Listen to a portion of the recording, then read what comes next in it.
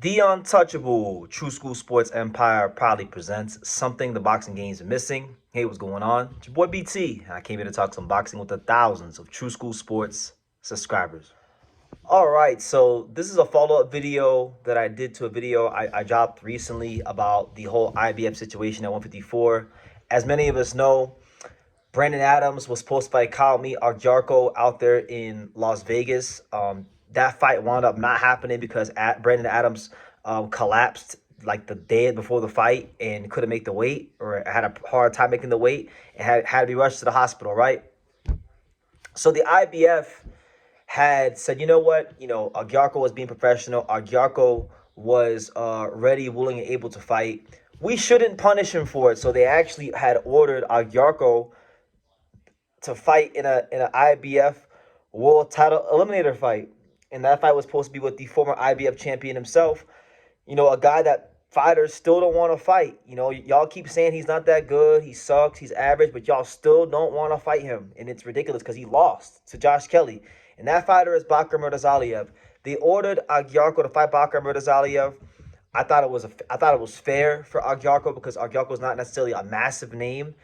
And this is a fight that I think would have put him on the fast track towards getting a world title shot and potentially creating a massive event in the UK between Agyarko and Josh Kelly, right? But it has been reported, and this is where the update comes in. It has been reported that Agyarko has failed to respond and or pulled out of the eliminator, so he doesn't want to fight Bakhram, despite Bakhram looking as slow and as basic as he did against Josh Kelly for much of that fight.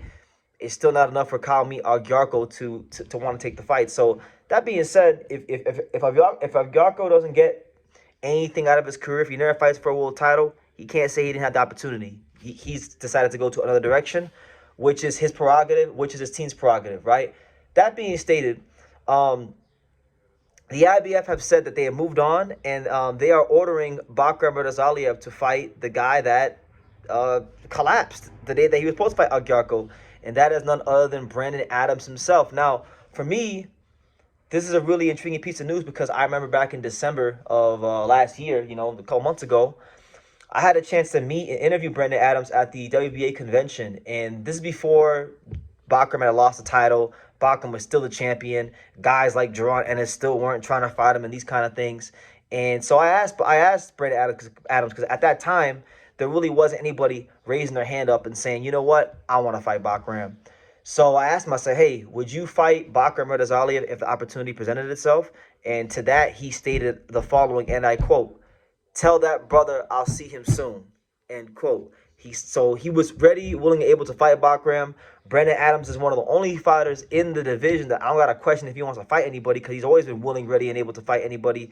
It's just been the politics of the fight game and guys not wanting to fight him, So that being said, it was also reported that both Bakhram and Brandon Adams have both accepted their positions of fighting each other from the IBF, and they are going to begin the negotiation process, and it looks like that fight's going to happen. So really interesting stuff because Brandon Adams, I have questions now about him. Let's be honest. You collapsed the day of the fight before Agyarko. Can you make 154 healthily? Was it a miscalculation in the weight cut?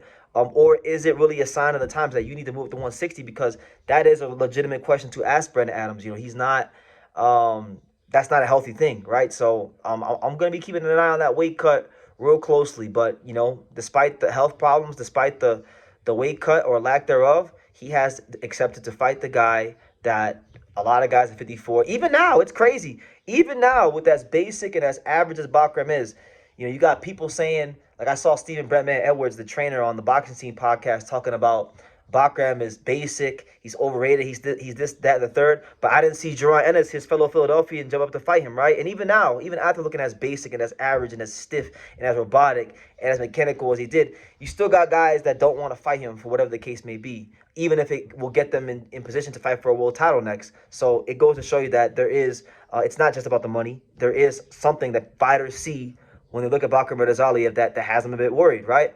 So that being said, Brandon Adams ain't one of those guys. I like the fight. We know what Bakhram is. Bakhram's heavy-handed. He's got a good power jab, but he's also very stiff. He's very mechanical. And with him, It's just about, can you avoid high amounts of just thudding shots, because Bakhram has thudding power, so you got to minimize that thudding power as much as possible. And with Brendan Adams, we've seen him be the counter puncher, we've seen him be the volume puncher.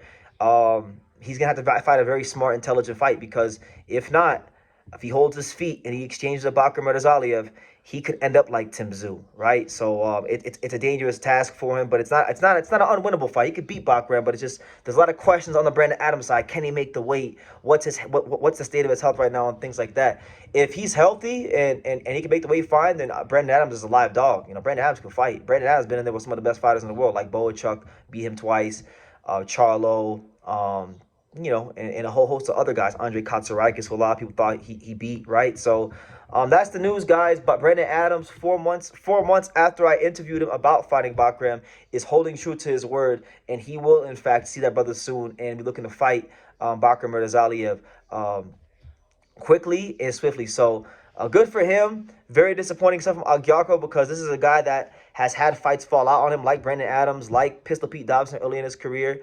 Has been very fortunate to get some decisions to even be at this high level, and you turn and you duck the Bakhram fight. So I hope for his sake that he has a good plan, because if not, you squandered a big opportunity to really push your career forward, and I can't really feel sorry for you if you don't have anything else lined up. So I'll leave it at that. What do you guys think? Bakhram versus Brandon Adams? Leave your comments down below. Make sure you guys take the time to subscribe. And like I say in every single one of these videos, you can love me or you can hate me, but I'm just a kid from Dania. So until next time, take care, guys.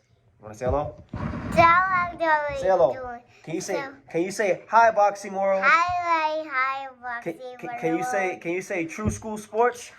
Truth? Oh. Can you say true school sports? Say true school sports. Can you say the untouchable? Can you say the home of boxing? The home of boxing.